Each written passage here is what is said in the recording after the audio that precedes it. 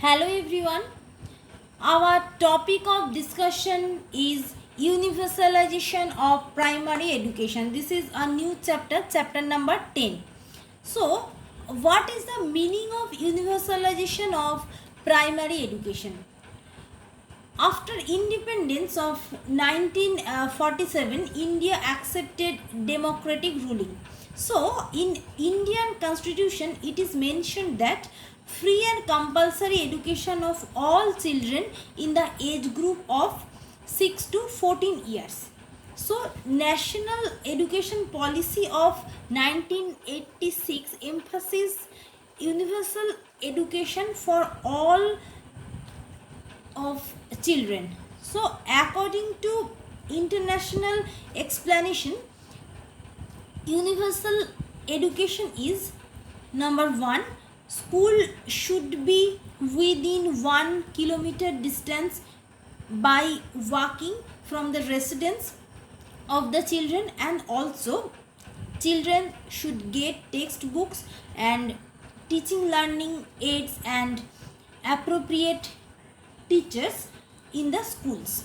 And according to international explanation of education is second one is all children in spite of caste, creed and religion, every student should admitted in the class 1. And third one is universal education means the admitted children in the school should be continue their education up to a definite stage or up to a definite age group. They should not be dropped out at the any stage. For this proper measures should be taken. So according to international explanation of education is all children in spite of caste, creed and religion, every student should admitted in the class 1. So this is the concept of universalization of primary education.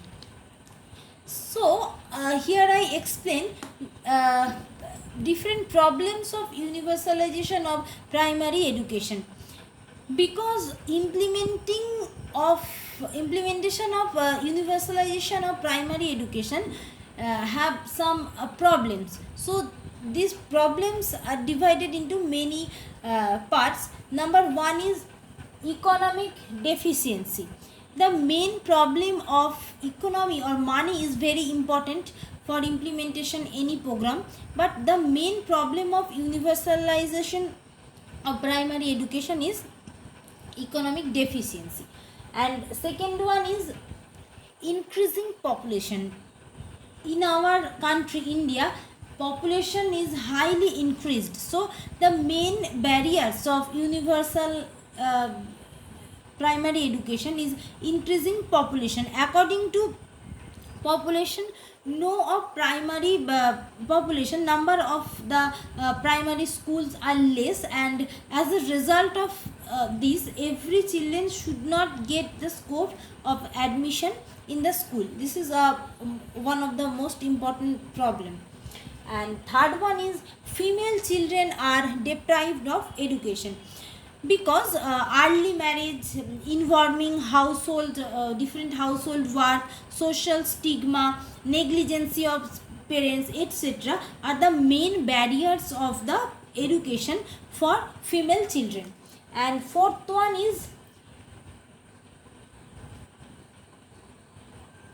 in general people's poverty and reluctance. The main barriers of universal primary education is parents' poverty and reluctance in education due to different superstition, illiteracy, economically poor guardians, etc., are the main barriers of the universalization of primary education. They are interested in engaging their children as a child labor rather than encouraging them to go to the school. So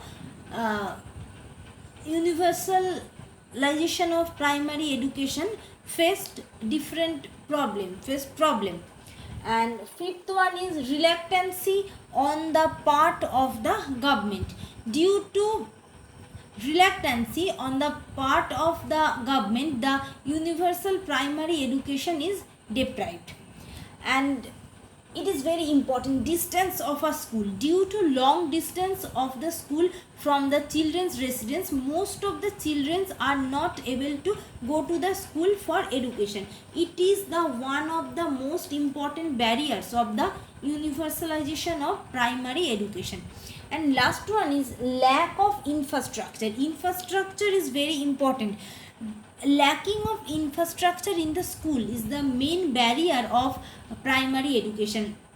Lacking of infrastructure like lack of proper toilet facilities, lack of water supply, lack of classroom, lack of playground, and lack of teaching learning aids, lack of proper trained teacher are also the barriers of universalization of primary education. So these are the problems of universalization of primary education.